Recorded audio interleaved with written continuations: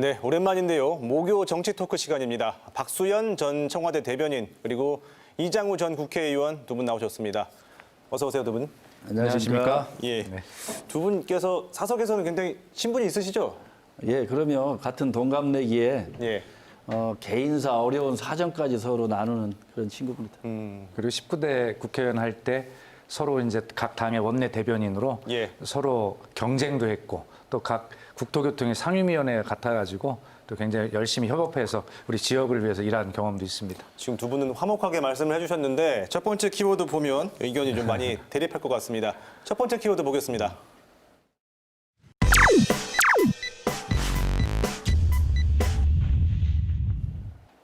네, 직무 배제 후폭풍인데요. 추미애 법무장관이 윤석열 총장에 대해서 직무 정지 명령을 내렸습니다. 언론에선 이걸 두고 헌정사상 초유의 일이라면서 연일 보도를 쏟아내고 있는데 먼저 이번 사태를 어떻게 평가하시는지부터 양측 여쭙겠습니다. 이 의원님 어떻게 보셨어요? 총평을 한번 해주시죠. 윤석열 총장을 직무 정지할 게 아니고 추미애 장관을 문재인 대통령이 직무 정지를 해야 된다. 왜냐하면 헌법을 소해야 될 법무부 장관이 지금 예. 헌법을 파괴하고 헌정을 유린하고 국정을 농단하고 있다. 그런데 사실상 추미애 장관은 문재인 대통령의 실질적인 간판 역할밖에 안 하는 것이다. 뒤에 숨어있는 문재인 대통령이야말로 가장 큰 문제다. 지금 국민들께서 나라 걱정 많이 하시는데 그 중심에 추미애 장관이 있고 바로 뒤에 문재인 대통령이 있는데 예. 저는 문재인 대통령을 포함한 민주당 정권의 몰락이 추미애로부터 시작됐다. 조국으로 촛불을 켰다면 지금 추미애가 도화선이 돼서 문재인 정권의 몰락이 시작됐다. 이렇게 저는 평가하고 싶고 이번 사태는 대한민국 국민이 다 압니다. 누가 잘못됐는지. 네. 그런데도 불구하고 막무가내식으로 지금 밀어붙이는 추미애 장관이 과연 무슨 생각을 하고 있을까. 그런데 문재인 대통령이 할 얘기를 대신하고 할 일들을 대신해주고 있다. 그래서 저는 그렇게 보는 겁니다. 그래서 결국은 이 사태는 문재인 대통령이 책임을 져야 될 문제라 저는 이렇게 보고 있습니다. 네, 총평 그렇게 하셨고 네.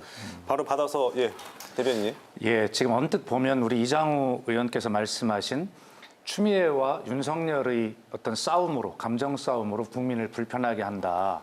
그리고 문재인 대통령은 그걸 모른 척한다.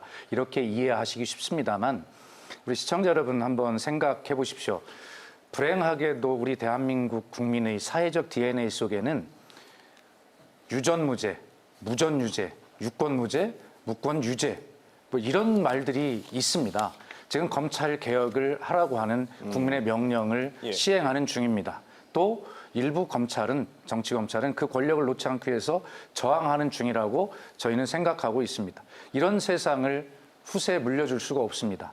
비록 부족하지만 어쨌든 이 검찰 개혁을 반드시 완수해야 할 사회적 또 시대적 소명이기 때문에 그 길을 가고 있다. 지금 겉으로 보면 그렇게 보이지만 실제로 이 싸움이 끝난 다음에는 우리 후세에게 아주 자유롭게 물려주어도 좋을 그런 검찰 문화 이런 것들이 생길 것이다. 문재인 대통령은 바로 이 징계위원회의 결과가 나오면 바로 할 수 있는 인사권자로서의 조치를 할 것이다. 이렇게 말씀드립니다. 방금 대변인께서 이게 검찰 개혁을 위한 하나의 과정이라고 말씀을 하셨는데 이번에는 징계 부분을 한번 언급을 해볼게요. 6가지 사유를 언급을 했습니다. 이 징계 사유 어떻게 보십니까, 이 의원님?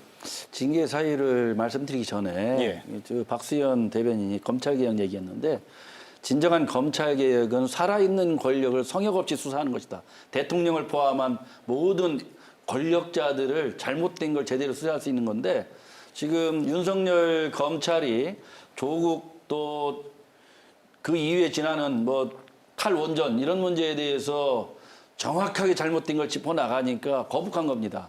살아있는 권력에 대해 칼을 대려고 하기 때문에 윤석열을 내쫓아야겠다 이렇게 판단했다고 저는 봅니다. 그 직무배제 6가지 사유도 보면 사실은 내쫓기 위한 명분으로 잡은 것이지 이유가 하나 되는 거 없습니다. 6가지 다요. 도리어 추미애 장관의 어떤 직무 직권남용, 직무유기 이런 게 훨씬 더 크다고 봅니다. 과거 한 번도 경험하지 못한 일들을 추미애 장관이 군사정권 때도 없었던 일들을 서슴없이 지금 자행하는 겁니다.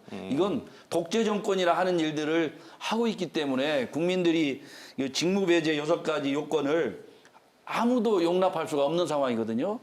거기에 언론사주와의 만남, 말도 안 되는 일들을 벌이고 있는 거예요, 지금.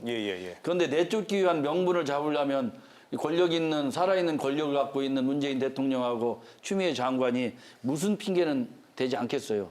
그런 내쫓기 위한 명분으로 6가지를 잡은 것 뿐입니다. 이렇게 말씀하셨는데요. 우리 이장우 의원님 말씀대로 살아있는 권력을 향해서 칼끝을 겨누는 윤석열 총장을 쫓아내려면 지금 말씀대로 대통령이 인사권 행사하면 되지 뭐하러 어려운 길을 돌아갑니까? 그렇기 때문에 그 말씀은 맞지 않다는 말씀을 드리고요. 어쨌든 대통령은 임기를 보장하겠다는 말씀을 여러 차례 의사를 보이셨고 추미애 장관과 윤석열 총장 둘에게 간곡하게 2번이나 당부를 했습니다. 둘이 손잡고 검찰개혁 잘해달라. 그리고 대통령이 검찰개혁을 그 힘을 가지고 하면 되는데 왜 안 하는 이유는 뭐냐면 검찰 스스로가 승복할 수 있을 수준까지 검찰이 스스로 해야 되기 때문에 그런 것이거든요. 대통령이 힘 가지고 검찰개혁 막 밀어붙여서 하면 그게 승복하겠습니까? 그렇기 때문에 대통령도 답답하고 지금 그렇지만 어쨌든 이 문제는 더 좋은 민주주의 절차를 통해서 좋은 검찰을 만들기 위한 그런 과정이다. 그리고 6가지 직무배제 징계 중에 다 다툴 수는 있다고 봅니다. 말씀드린 그러나 2번째 사법부에 대한 사찰의 문제는 이거는 정말 어떤 그 직무 징계의 문제를 넘어서 어떤 그 조사의 결과에 따라서는 형사 책임까지 져야 될 문제인데 문제는 아직도 이런 것들은 그냥 일상적인 업무의 범위다라고 용인하고 있는 검찰의 현재 수준이 우리가 개혁해야 될 대상입니다. 알겠습니다. 짧게 3번째로 여쭐 건데 두 분은 이 사태가 어떻게 전개될 것으로 보십니까? 이번에는 대표님부터 말씀해 주시죠. 아마 우선은 그 징계위원회가 아마 다음 주 정도에 열릴 거니까 거기에서 1차 판가름이 날 거고요. 윤석열 총장께서는 이제 그 본안 소송을 또 준비해 놨지 않습니까? 오늘 있죠. 그래서 저는 어떤 결과가 나오면 예상하기로 다 2분 중에 한 분은 정치적 큰 타격을 입고 또 이장우 의원 말씀대로 추미애 장관이 타격을 입으면 문재인 정권 자체가 타격을 입을 거라고 예상들을 하지만 일단은 그렇게 보일 수도 있어요. 그러나 어쨌든 결론은 그런 과정을 거쳐서라도 가야 할 곳 검찰 개혁이 있는 곳을 향해서 뚜벅뚜벅 가고 있다 이런 말씀을 드립니다. 이 의원님 어떻게 보세요? 윤석열 총장을 내쫓으려고 할 겁니다. 그리고 결국에는 내쫓을 겁니다. 문재인 대통령의 결정일 것이고 추미애 장관이 그 역할을 하는 거거든요. 그런데 결국 그런 마지막 결론에 이르게 되면 문재인 대통령의 레임덕이 확실하게 시작될 것이다. 이번 사태로. 그리고 국민들은 문재인 정권에 확실히 등을 돌릴 것이다. 저는 이렇게 봅니다. 그래서 이 정권이 지금이라도 스톱하지 않으면 이 정권은 국민들로부터 완전히 끝장나는 상황으로 갈 것이다. 저는 이렇게 예상하고 있습니다. 알겠습니다.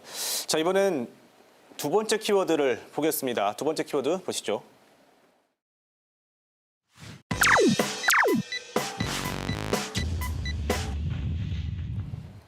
네, 2번째 키워드 중기부 이전입니다. 중기부는 어디에?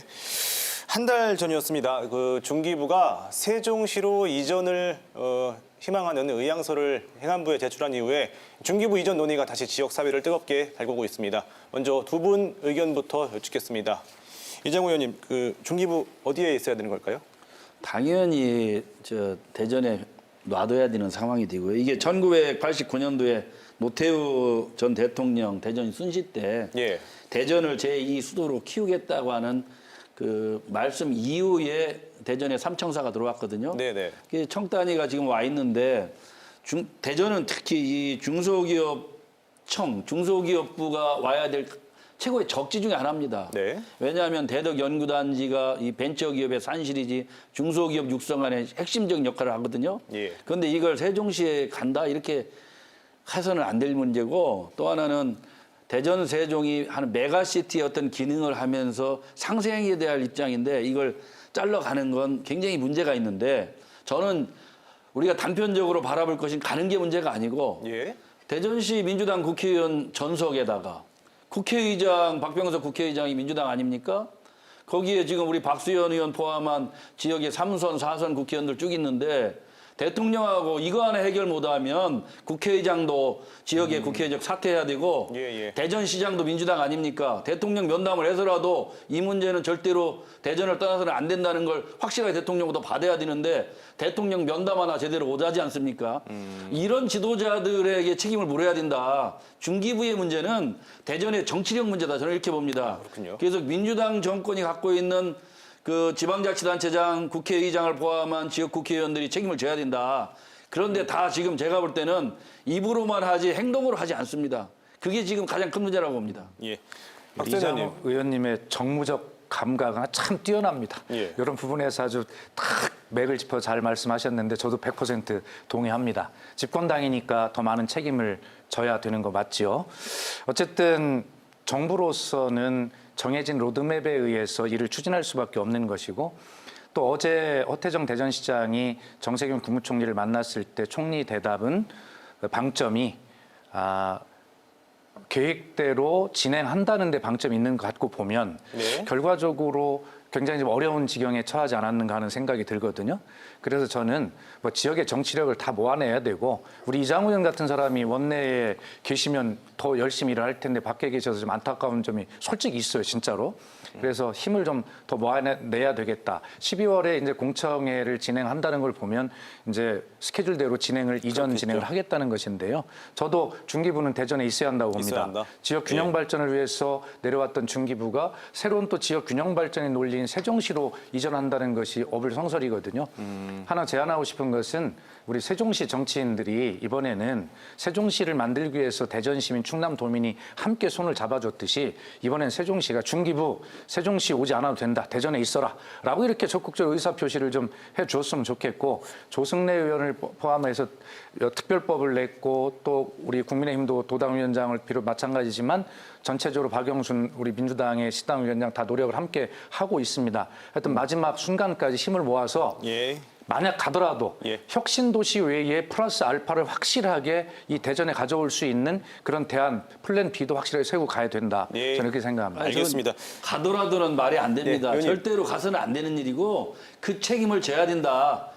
시장도 사퇴 각오를 해야 된다. 예. 저는 그렇게 봅니다. 알겠습니다. 의원님 오늘 시간 관계상 두 분 이야기 여기까지 듣겠습니다. 오늘 감사합니다. 감사합니다. 예.